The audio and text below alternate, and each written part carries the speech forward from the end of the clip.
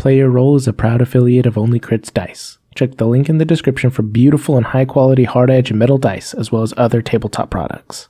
So a pretty common trope in Dungeons & Dragons and tabletop games specifically is the Amnesiac character, and I think that's pretty interesting. There's a lot of reasons of why you would want to play one, why they're helpful at the table, why they're a nice archetype to play, but you also really run the risk of being cliche. Which is funny because it is cliche to have an Amnesiac character in a TV show or movie. I mean, how many times have we seen things like that? Jason Bourne, for example. But in tabletop games, it seems incredibly more prevalent. And there are a lot of reasons for that. Specifically, you'll usually see Amnesiac characters with newer players. And why is that? Well, this way they avoid having a backstory. They don't have to really create their character because they're uncomfortable doing so. They don't really know the rules. And when you create Amnesiac characters, you can put that in the lap of your Dungeon Master, and they can go ahead and create your backstory for you. However, a lot of the times it also leads to having less of a fleshed out character. You don't have to put in a lot of work, and specifically, you don't really have to try and figure out who your character is, and that can create for a boring character if you're not careful. I understand the need to be able to do it, to be able to get used to tabletop games, to be able to play this type of character, but you don't want it to create a stagnant and flat character by doing so. So how do you avoid that? Well, let's talk about that.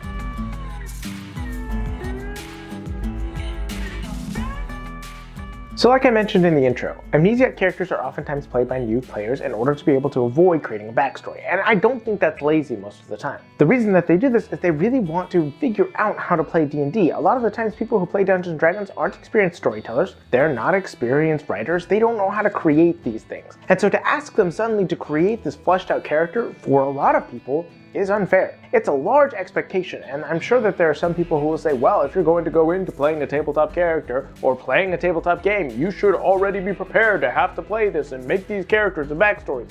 But no, that's not the case. Tabletop games in general are a very inclusive experience. There is something there for everybody. And so if you're going to bring people in and want them to be able to experience it, this may be their first experience with storytelling. You can't gatekeep it by saying they should have been prepared in the first place. This could be their first experience, just like you or anybody else would have also had their first experience. Yeah, it's awful confusing. And so when you're taking that and putting into account the fact that somebody may not have a lot of storytelling under their belt, well, here you go. This is a great way to start an Amnesiac character. You don't have to create your backstory, you don't have to know who you are, and you can leave it up to the Dungeon Master to create interesting things. And personally, as a Dungeon Master, an Amnesiac character is a gift. I have the ability to ingrain somebody into the story and have limitless expectations of how to be able to do that. I love being able to do it, and I've had many Amnesiac characters in my stories, and it's great, it's wonderful. However, when creating an Amnesiac character, you have to keep something in mind. You cannot just say, oh, well, they have amnesia, they have memory problems, they don't remember, and leave the character there. That does not create an interesting story, because what you've done is you've created a blank slate. Great, lots of ways to go, but you've written nothing on the blank slate. You've done nothing with them. A blank piece of paper, cardboard. I am not boring, you're boring. Nothing interesting for the rest of the party or the world to interact with. You have to go further than just saying they don't have a backstory. Yeah, sure, you don't remember your backstory, you don't remember stuff, but even if somebody loses their memories, they still have a personality. They still have motives. Usually the motive is figure out who they were, which is understandable. However, they still take actions as a normal person would. They still try and create who they are, and even more so, they begin grappling with who they might be because they don't remember. And that really is something that you must take into account. When playing these types of characters, the number one thing I can recommend to you is figure out what their personality is. If you're not comfortable with role-playing, totally understandable. Here's where you would use all of the bonds and flaws that are in the player's handbook. There's a great system already to give some character traits to this individual without having to put in a lot of effort. But you must then take those character traits into account. If your bond is something along the lines of, I feel a great closeness to those who I fight alongside with. Okay, well, your character might at some point fight alongside with somebody, suddenly realizing that they have abilities and skills they didn't know were there, which is really fun, and I will get to that in a moment. But once you've done that and you fought alongside this person and you have vanquished a foe, well, despite the fact that you don't remember your past, you do have a memory of fighting alongside with them. And now you have a connection with them. We're blood brothers. Shut the fuck up. Or maybe your flaw is something along the lines of, I always take what is near me.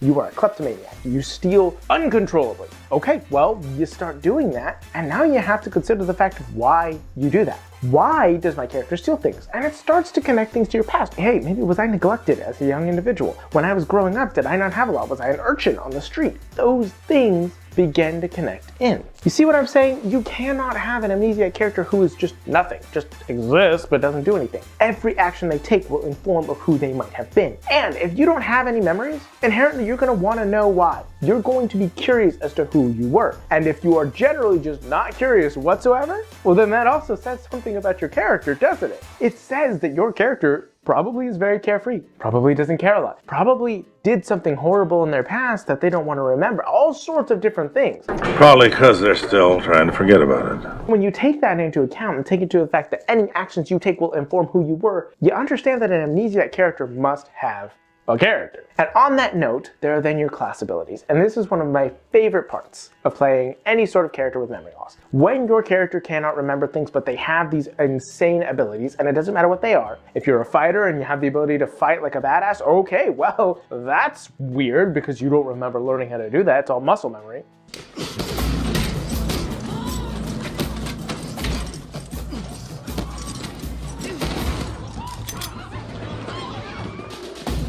Or if you're taking into account that you can cast these incredible spells that you don't remember learning, or you have the ability to pick locks, all of those things are really fascinating because it means there's some part of you that is still laying underneath. Even though you have forgotten who you are, it is still there in the back of your mind and not lost, not out of touch. You still have the ability to learn who you are and connect with that. And the Dungeon Master can really use that. In my current campaign, my wife is playing an Amnesiac character. She's playing a character who barely remembers anything because of a lot of trauma that happened. And with that character, I have been able to do some incredible things. And since she's playing a Phantom Rogue, she has the ability to create necrotic energy, which immediately causes everybody to say, why?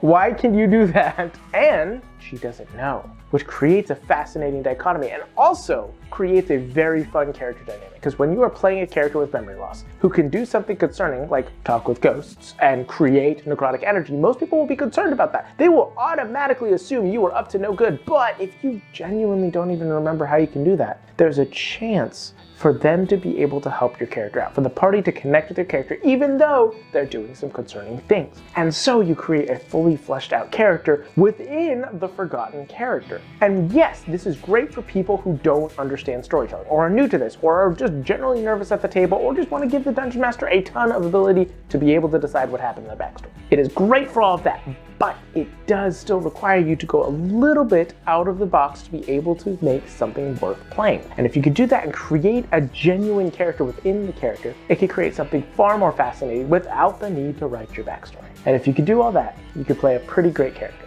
at your table. So go out into the world, make it your own, you beautiful bastards. Don't forget to have a great day, and never forget to play a role. Thank you. Come again.